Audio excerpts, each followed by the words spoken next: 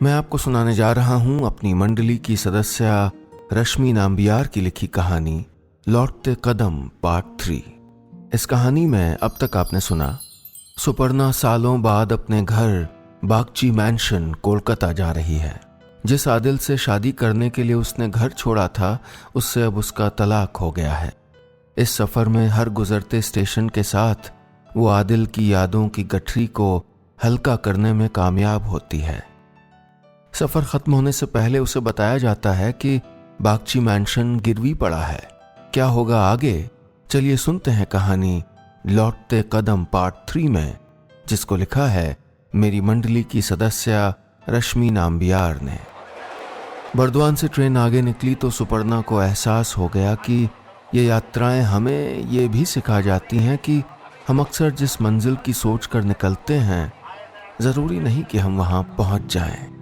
क्यों बोला था दादा ने संतरगाछी उतरने के लिए? वो रास्ते भर आदिल की यादों की गठरी खाली करती आई थी। उसके उल्टे फेरे बस उसे वहां ले जाने ही वाले थे जहां से उसने शुरू किया था। उसने चाहा तो था कि वो आदिल के नाम तक को अपने मन से उतार कर हावड़ा स्टेशन पर छोड़ आएगी, लेकिन फिर दादा मोनी का ये फोन आ गया था। ट्रेन संतरगाछी के आउटर पर रुक गई थी। सुबह के आसमान में सूरज का नारंगी गोला सालों बाद देख रही थी सुपर्णा। उसने खिड़की से बाहर झांक कर देखा तो जनरल बोगी से लोग अपना सामान लेकर उतरने लगे थे। सामने बैठा शौविक अपने जूते पहनकर तैयार हो गया था। वो अपने एक हाथ में एक धागे का लूप बनाकर सुलझाने की कोशिश कर रहा था। सुवर्णा ने अपने पर्स में हाथ डालकर 2 टॉफी निकाली और शौविक की तरफ बढ़ा दी। उसने मुस्कुराते हुए धागों के जाल से अपनी उंगलियां छुड़ाईं और टॉफियां ले ली। उसकी माँ ने मुस्कुराते हुए उसे कोहनी मारी। थैंक यू बोलो। शौविक ने मुंह में टॉफी घुमाते हुए कहा। Thank you. उसके बगल में बैठी वृद्ध महिला झुककर सीट के नीचे से बैग निकालने लगी तो सुवर्णा ने कहा, आप रहने दीजिए, मैं निकाल देती हूँ। और वो महिला मुस्कुराते हुए बोली, उम्र हो गई है ना, घुटने में दर्द रहता है। ट्रेन चल चुकी थी और संतरगाछी स्टेशन में घुस रही थी। सुपर्णा ने अपना सूटकेस उठाया और दरवाजे की तरफ बढ़ चली। शौविक ने पीछे से बाय किया तो उसने भी मुड़कर बाय कर दिया। थोड़ा सा दुख भी हुआ उसको शौविक के पीछे छूटने का। कुछ घंटों के रिश्ते कभी कभी ऐसी खुशी दे जाते हैं जो बरसों के रिश्ते नहीं दे पाते। प्लेटफॉर्म पे उतरी तो लग रहा था कि आदिल की यादों की गठरी पूरी तरह से खाली नहीं कर पाई थी।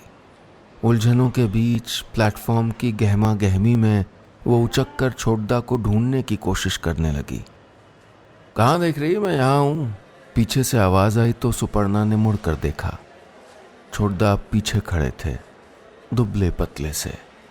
मसल बनाने के लिए दर्जन भर अंडे एक दिन में खा जाने वाले छोड़दा एकदम हड्डी का ढांचा लग रहे थे।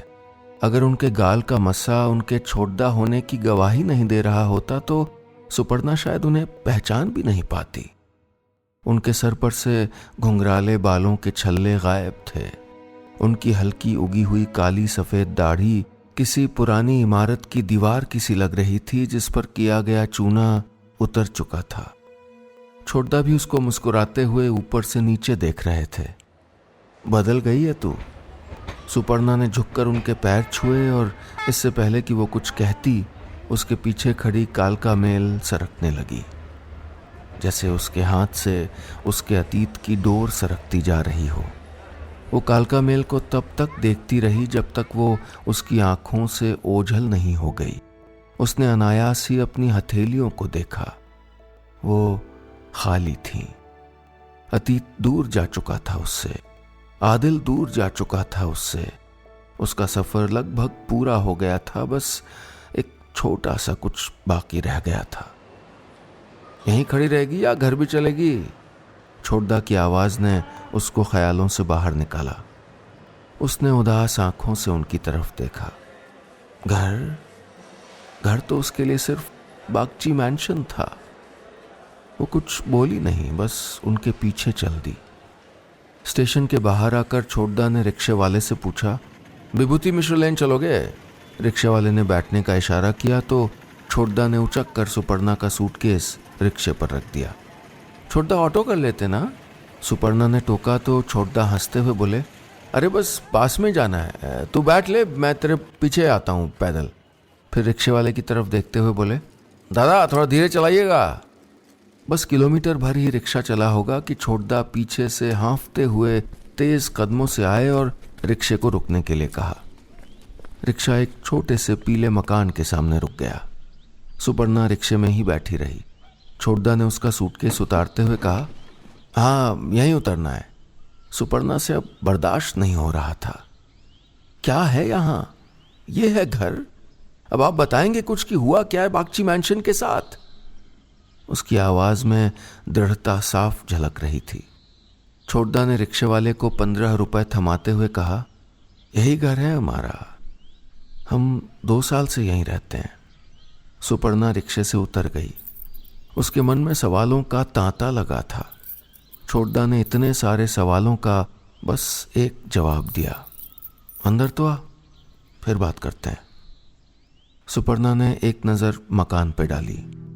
मकान देखने से ही बदहाल लग रहा था और उससे अंदर रह रहे लोगों की बदहाली का अंदाजा सुपर्णा लगा पा रही थी।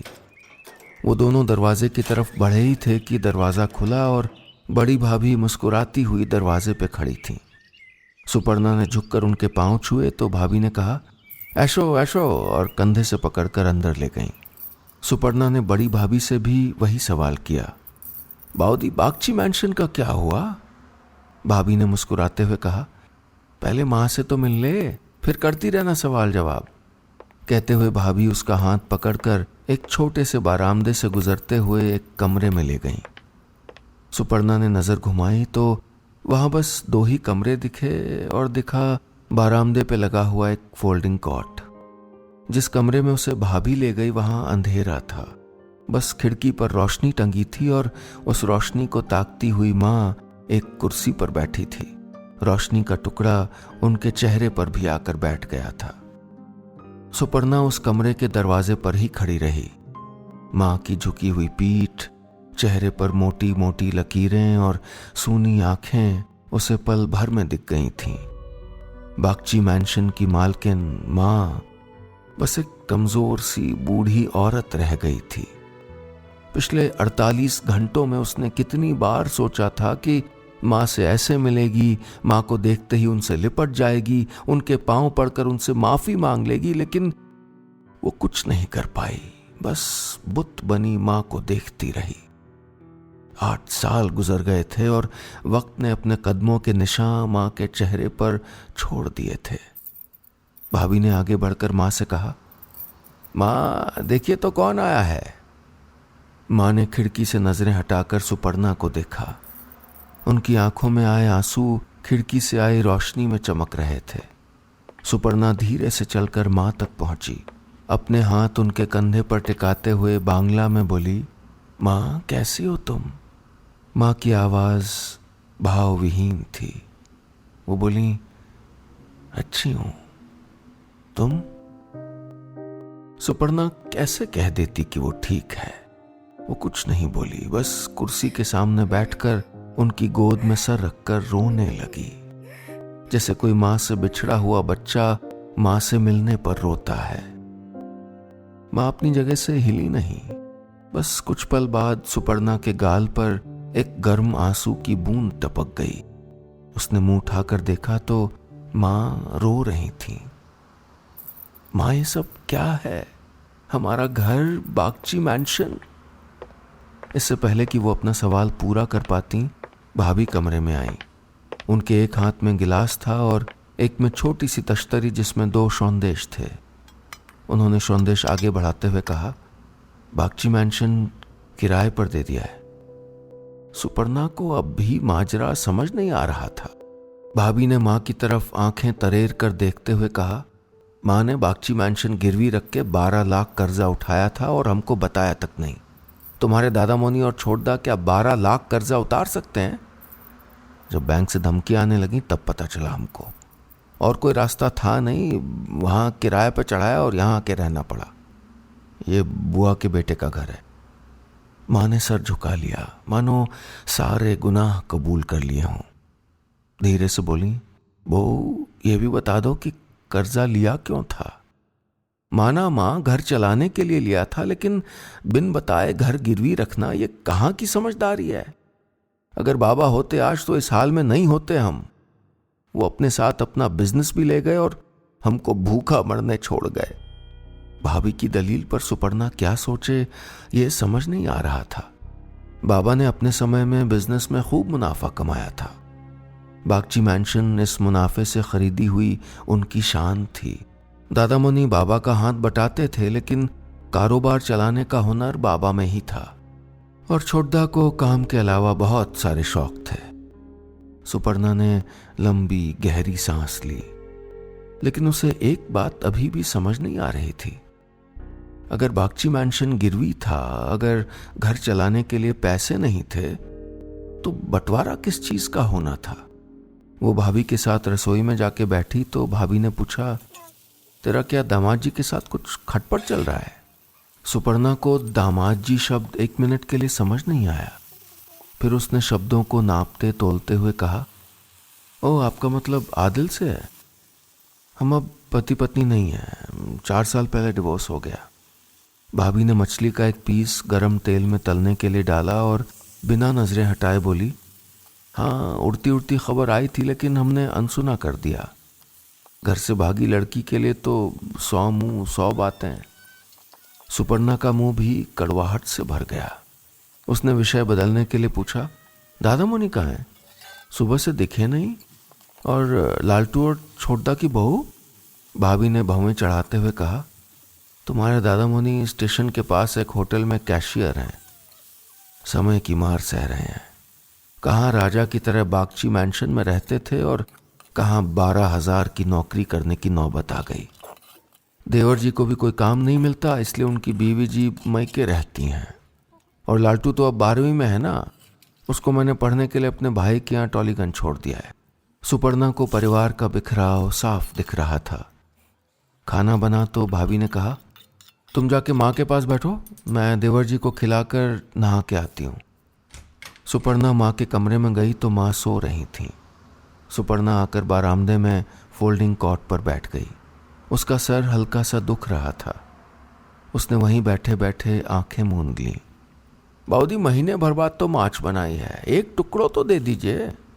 रसोई से छनकर छोटदा की आवाज सुपर्णा के कानों तक पहुंची। सुपर्णा की आंखें भर आईं। बागची मैंशन में जो परिवार रोज सुबह उठकर आज कौन सी मछली लाई जाए बाजार से, इस पे गर्मजोशी से चर्चा करता था, आज उनके यहां महीने में 1 बार मछली बनती थी। भाभी की आवाज भी सुपर्णा तक आ ही गई। देवर जी, आपके लिए नहीं बनाई है ये, आपकी महारानी बहन के लिए है ये सब। जब तक वो चेक पे साइन नहीं कर देती उसको खुश तो रखना पड़ेगा ना। सुपर्णा की आंखों के आंसू सूख गए। किस चेक की बात कर रही थी बाऊदी? अभी तो माँ के सामने बताया था उन्होंने कि बागची मैंशन गिरवी था और उसका अकाउंट खाली था। फिर ये चेक कहां से आया और उसके साइन क्यों चाहिए थे? दोस्तों, ये था मेरी मंडली की सदस्य रश्मि नाम्बियार की कहानी लौटते कदम का तीसरा हिस्सा। सुपर्णा परिवार की बदहाली देख रही है।